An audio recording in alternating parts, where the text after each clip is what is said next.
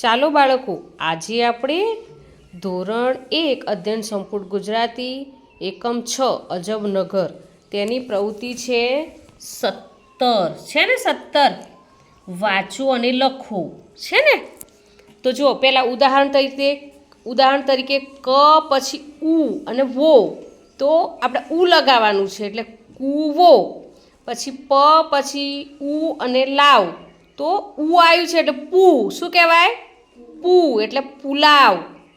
તો એવી રીતે પહેલો શબ્દ કયો છે? ક ઉ અને હ ઉ, તો શું કહેવાય એને? હે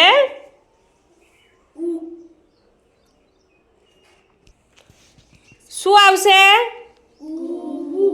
કુહુ. લખો, ચલો લખો લખો લખો. કુહુ.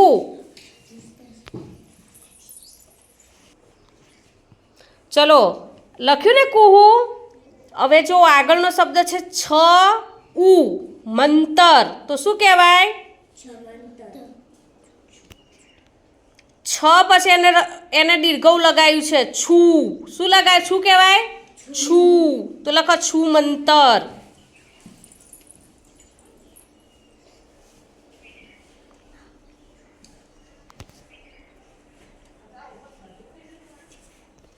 દને ઉ લગાવ્યું છે એટલે દ ઉ અને ધ, તો શું કહેવાય? દૂધ. દૂધ. ચલો લખો આગળ. લખ્યું? હવે આગળ એની આગળ રામ અને ઉ, તો શું કહેવાય? રામુ. રામુ. ચલો લખો આગળ. ઉતાવળ રાખો. પછી ચાક અને ઉ, તો શું કહેવાય? ચાકુ. ચાકુ.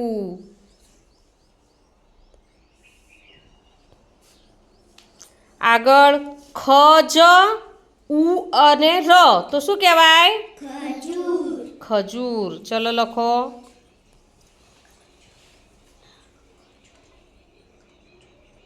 અક્ષર સારા કાઢજો. શેત ઉ અને ર, તો શું કહેવાય? ઉ આવ્યો એટલે શું કહેવાય? સેતુર. જોરથી બોલો. સેતુર.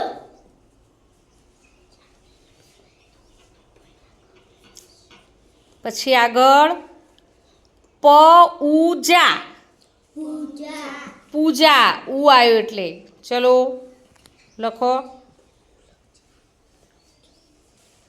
પછી વાળ અને ઉ જોડે ઉ લાગ્યો તો શું કહેવાય? વાળું. વાળું. ચલો.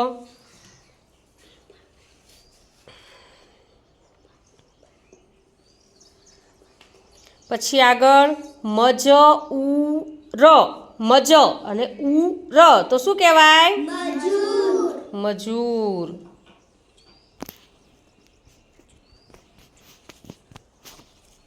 ચલો હવે આગળની પ્રવૃત્તિ 18 પ્રવૃત્તિ. એમાં શું કરવાનું છે? અહીં આ ઉ વાળા શબ્દો છે અને આ ઉ એટલે આ રસ્વા ઉ અને આ દીર્ઘ ઉ વાળા શબ્દો છે. તો ચાલો કુહાડી. કુહાડી શેમાં આવશે? રસ્વા ઉ. લખો ચલો એ શબ્દો.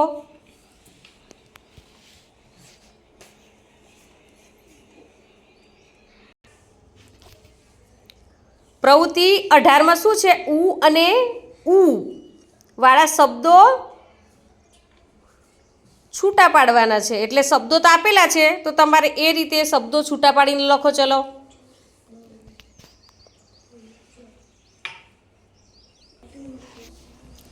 ચલો બેટા, લખ્યા તમે? બતાવો તો. સરસ. બધા શબ્દો સાચા છે ને? હા, કમ્પ્લીટ છૂટા પાડીને લખ્યા છે ને? તું બતાવી તો બેટા. આદિત્ય, કેટલું વાર છે તારે? હજુ તો ખાસી વાર છે. ચલો લખો હેડો ફટાફટ. તો મિત્રો, તમને અમારી આ પ્રવૃત્તિનો વિડીયો ગમ્યો હોય તો લાઈક, શેર અને સબસ્ક્રાઈબ ચોક્કસથી કરજો. બાય.